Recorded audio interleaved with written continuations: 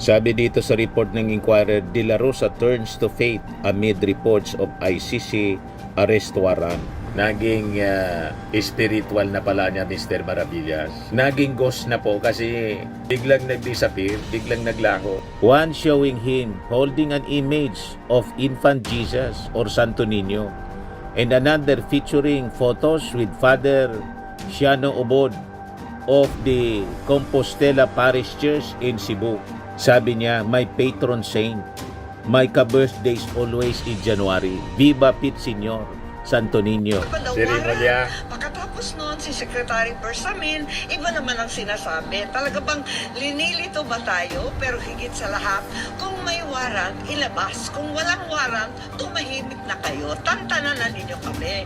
Ano ba naman pananakot ng Nagbabagang mga balita at pagtalakay sa mga isyu ng lipunan. Bulsa! Opinyon, banat at paglalantad sa katotohanan. Bulsa! What you see is what you get. You decide. Biglang naging religious, naging spiritual si Bato de la Rosa matapos mabalita na may ICC warrant na laban sa kanya. Yan o. Sabi dito sa report ng Inquirer, De La Rosa turns to faith amid reports of ICC arrest warrant. Naging spiritual na pala niya, Mr. Maravillas. Naging ghost na po kasi biglang nag-disappear, biglang naglaho. Sabi nga natin mga kababayan, kung may ghost sa flood control project, may ghost senator na rin ngayon mga kababayan. Biglang naglaho si Bato. Sabi niya noon, go ahead, Mr. Trillanes. Kahit sumama ka pa, sige mo lang kanyang ngal-ngal. Go ahead. Make my day, Mr. Trillanes.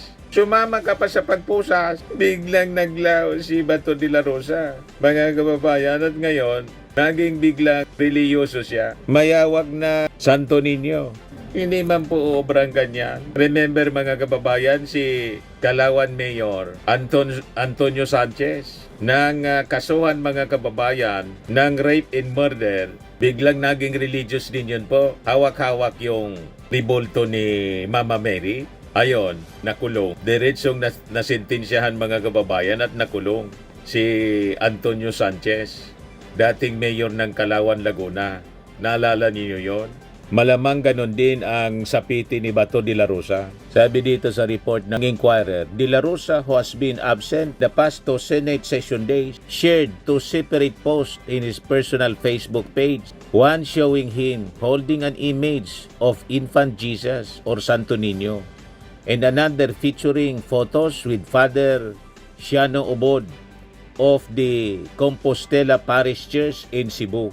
Sabi niya, my patron saint, my ka-birthdays always in January. Viva Pit Senyor, Santo Niño. Ayan si Bato de la Rosa. Meanwhile, he talked about his first personal encounter with Obod on the second update. Ayan yung picture mga kababayan ni Bato, may pamano-mano pa sa isang pari. Puro drama po. Puro drama ang nalalaman po mga kababayan. Yan ang sabi niya, times like this, we need to seek some guidance from our spiritual advisor. Thank you, Father Shiano. Ang akala ko ba, ang spiritual advisor mo, si Kibuloy? Kaya lang, hindi umobra yung power ni Kibuloy eh. Siya mismo nakulong. Tapos sumunod si Digo. Di ba po, mga kababayan? At malamang, ang susunod si Bato de la Rosa. Next Bongo. Ganon mga kababayan ang pasunod-sunod. So sabi dito, De La Rosa has yet to personally respond to the reported issuance of an ICC arrest warrant against him. His legal counsel, Attorney Israelito Torion, earlier said they have been made aware of circulating reports but do not have independent confirmation as to whether or not the information is accurate. Biglang naglaho, mga kababayan, si Bato de la Rosa. Pero sabi niya sa mga previous interviews, hindi daw siya natatakot. Make my day, Mr. Trillanes. Kahit sumama ka pa niya sa pagpusa sa akin. Yan o, sabi niya Tony Torion. No, he's not hiding. He just wants to secure more facts knowing the different messages being given to us by the administration. Binatikos din ni Torion si Ombudsman Boyeng Rimulya na anyay tila nagsisilbing unofficial spokesperson ng ICC matapos nitong sabihin na may inilabas ng arrest warrant ang ICC laban kay Senator Bato. It is just but natural for Senator Bato to verify what are the facts because he would be guided by these facts in protection of his right is concerned. Saad ni Torion. Kung naniniwala kayo na hindi man totoo yung sinasabi ni Boying Remulla, ang tanong ngayon, bakit biglang naglaho? Biglang nag-disappear si Bato de la Rosa? Hindi pala kayo naniniwala na may ICC warrant? Ganon din si Amy Marcos. Pakinggan natin yung interview kay Amy Marcos tungkol kay Bato de la Rosa. Ay, ito pa. Isang malaking kabulastugan ang pinagsasabi nila na may balita na merong warrant na narinig nila na may kopya na hindi maipakita pero sinentensyahan na kung anong gagawin. Ano bang kalokohan yan? Tapos, ayan, nagpauso pa na hindi magkasundo yung kapatid. Yung kapatid naman, ang sabi, wala pa daw Si warrant. Remulla. Pagkatapos noon, si Secretary Bersamin, iba naman ang sinasabi. Talaga bang linilito ba tayo? Pero higit sa lahat, kung may warrant, ilabas. Kung walang warrant, tumahimik na kayo. Tantanan na ninyo kami. Ano ba naman pananakot ang ginagawa yan? First and foremost, ang DOJ, parang nakalimutan ninyo na sinabihan na tayo ng Pangulo ni Bongbong Marcos, ang ating presidente, na walang jurisdiction ng ICC dito sa Pilipinas. Di ba sinabi na yon? Pero, ayan, iba ang sinasabi, iba ang nagawa. Bakit? Nadampot bigla si Presidente Duterte. Kaya't eto nga, andito na naman, without any formal request or communication, either from the ICC or the implementing Interpol agency, the DOJ is so eager to resurrect the same illegal mechanism it utilized against the former President Rodrigo Duterte. Let me remind the DOJ, before any Philippine authority can surrender, extradite, kung ano-ano pang mga terminology ginagamit para lituhin tayo, it must first have lawful custody of that individual.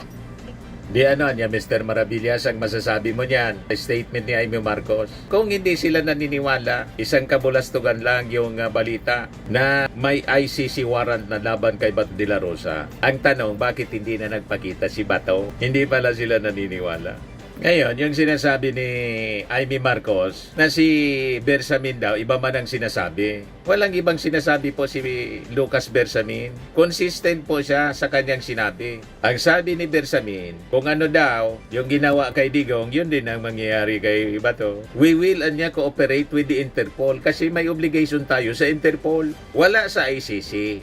Pero sa Interpol po, may obligasyon tayo. Yan ang malinaw na sinabi ni Lucas Bersamin. Pero hindi na ngayon magiging automatic. Bersamin, De La Rosa won't be turned over automatically to ICC. So walang rason na magtago si Bato de la Rosa kasi hindi man matik. Baka niya, Mr. Maravillas? Ba lumabas si Bato, matik? Hindi nga matik, kaya lumabas ka na Bato. Ayaw ninyo maniwala. Yan sabi ni Bersamin. Sabi ni Bersamin, the ICC might have issued an arrest warrant against De La Rosa, but it has yet to be transmitted through the ICC police organization or Interpol. When asked if the process for the senator should the arrest warrant be valid would be the same as what happened to Duterte, Bersamin said, not anymore. The executive secretary noted that the Supreme Court issued a new rule on extradition requiring a prior resort to a court before the person subject to extradition may be brought out of the country. Hindi man po matik, maniwala kayo kay Lucas Bersamin. Ba't hindi kayo naniniwala? Yung paniwala ni Lucas Bersamin tulad ng paniwala ninyo na dadaan pa sa korte. So anong rason na si Bato de la Rosa hindi na mag-attend ng session sa Senado? Tapos naniniwala kayo na hindi man totoo na may ICC warrant na. Ganun naman pala. Walang rason na magtago si Bato de la Rosa this time. Unang-una, sabi niya hindi siya takot na maaresto. Sabi ni Bato, Ikaw ba, Senator, hindi ka nananap dun sa pagpasok ng ICC sa bansa natin? Hindi ka ba natatakot? Hindi ako natatakot. hindi siya natatakot. Senator, to this day, Ito, wala po kayo natatanggap na invitation? Wala. Because last time we spoke Yung sabi niyo po, ay yung tanggapin niyo po tawag. Siguro nagsawa na sa kakapunta sa opisina ko. Hindi na. Wala nang tumatawag. O, di ba? O, ito pa, si Bato de la Rosa. Go ahead, make my day, Mr. Trillanes! Sabihan mo! Sige ka lang, ngak dyan ng ICC. Sige! Go ahead! Kahit sumama ka pa, mag-serve ng warrant. Sumama ka, ikaw mismo magpusa sa akin. Tapos biglang nag-disappear ngayon mga kababayan. Hindi nga konfirmado na may ICC warrant na laban sa kanya. Bakit hindi na siya nag-attend ng sesyon sa Senado? O di ba mga kababayan? Lahat baliktad yung mga pinagsasabi nila. Mga pinagsasabi ni Bato de la Rosa. Manang-mana sa tatay. Pati mga DDS ganon. Sabi ni Digo, handa siyang mabulok. Pero ang sinasabi ng mga DDS, bring him home. Kaya sabi dito ng mga tawang-tawa sila. Ha ha ha ha. Wala na si Bato, alikabok na lang, kaya di makita. Sabi ni Eduardo Gutierrez, Senador Bato. Sabi ni Alan Jose, the invisible man. Sabi ni Lina Limer Manseba, nagbiberipika kung saan tatago. Sabi ni Joton, wala daw due process, meaning natukhang. Sabi ni Mondo, hindi pa nga totoo na may warrant si Calvo. Abandonado na office niya. Sabi ni Boy Tapa, wag ka pa uli dyan sa ICC, sigurado kakalad ka rin ka. Sabi ni Jeff Pilarta, hindi po nagtatago, naglalaro lang ng hide and seek. Sabi ni Redol Ago, timing DDS Sabi ni JB Skira, naduwagi. Sabi ni taga Pilipinas, Holy Spirit. Naging espiritu na lang yata si Bato. Naging ghost senator. Sabi ni Ken Christian Vergara Fontanilla, as the saying goes, when the things gets tough, the tough starts praying. Sabi ni James, repentance without restitution is hypocrisy. Sabi ni Asimos Cole, too late for repentance. Law of karma in effect. Sabi ni Leo Simpao, baka magliyab yan. Sabi ni Manny Claire, how ironic. Sabi ni Limor, bring it on, di ba? Sabi niya kay Trillanes, make my day, anya, bring it on. Biglang kumapit po sa Ribulto si Bato de la Rosa. Hindi man siya matutulungan ng Ribulto po kasi sabi sa Bible, yan malinaw. Salmo 135 verse 15 to 18. The idols of the nations are silver and gold, the work of human hands. They have mouths but do not speak. They have eyes but do not see. They have ears but do not hear. Nor is there any breath in their mouths. Those who make them become like them. So do all who trust in them. Sabi sa Isaiah 44:10 to 20, this passage details the process of a craftsman making an idol from a tree, in the resulting object being useless and powerless. It emphasizes the foolishness of worshiping something that was made with the same tools from the same materials. So useless po yung kinakapitan ni Bato de la Rosa na idols of gold. Gold nga po, golden Santo Niño. May mata, hindi man makakita. May bibig, hindi man makapagsalita. May tainga, hindi man makarinig. Binubuhat pa nga niya.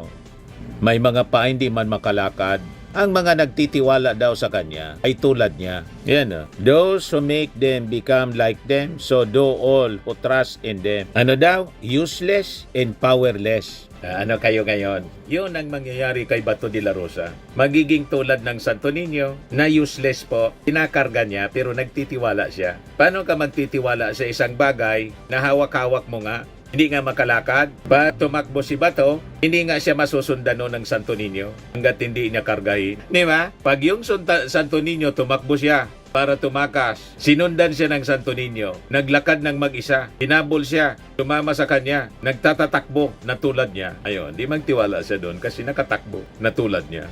Pero kung yung Santo Niño kinarga niya, paano ka magtitiwala sa isang Santo Niño na ikaw pa yung may karga? Nag-iisip kayo? Yun ang ibig sabihin nun na verse sa Bible. Powerless, useless. Pagkatapos magtitiwala ka. Ang nagtitiwala sa patay ay parihas patay. Patay yun, di ba? Wala man buhay yun. Hindi man humihinga, tinitiwalaan mo. You see, mga kababayan, pag hindi mo yan naintindihan, ibig sabihin niya, bulag ka rin. Tulad ng Santo Niño, hindi man nakakakita, bulag. May mata, hindi man nakakita. Di ba po, mga kababayan? Ayan man lang po ang ating short video ngayon. Ako po si Dante Maravillas. Bye-bye. God bless. Firmax Firming and Lifting Cream. Pinapahid po sa mga pulses in affected area. Mainam po sa paninigas ng mga kaso-kasuan. Ito naman po, Automax Radiant Serum. Sa mukha naman yung application. Anti-aging po siya. You will look 10 years younger than your age. Sa mga cancer patients naman po, baka lang gusto ninyo itong itry. Neng siya red mixed fruit drink. Hindi mo po siya gamot, food supplement siya. Kaya lang, gawa siya mga kababayan sa goji berry. Yung goji berry may anti-cancer properties. O ngayon, yung mga inquiries ninyo, dumiritso na lang kayo sa aming messenger sa Facebook para masagot namin agad. Ayos pa? Ayos na ayos niya, Mr. Maravilla. Sa mga nagana po ng malinis and spacious fitness gym, pumunta lang po kayo sa aming Colossal Fitness Gym. May Grab car rental din po kami. But anyway, ito po pala yung aming bagong product na binibenta online. I am worldwide amazing pure organic barley powdered drink mix from Australia. Negosyo to ng aking anak na architect entrepreneur Riz Maravillas. Ayan po. Kontakin na lang po ninyo siya, Riz Maravillas on Facebook. Ang mga health benefits niya, boost immunity, improves digestion, enhance energy levels, packed with antioxidants, prevent cancer. Ito naman po yung bago naming product na binibenta online. Eye Glow Serum, whitening po siya. Tingnan ninyo yung epekto sa aking anak na architect before and now. Yung mga inquiries po ninyo, dumiretso na lang kayo sa kanyang Facebook account, Riz Maravillas.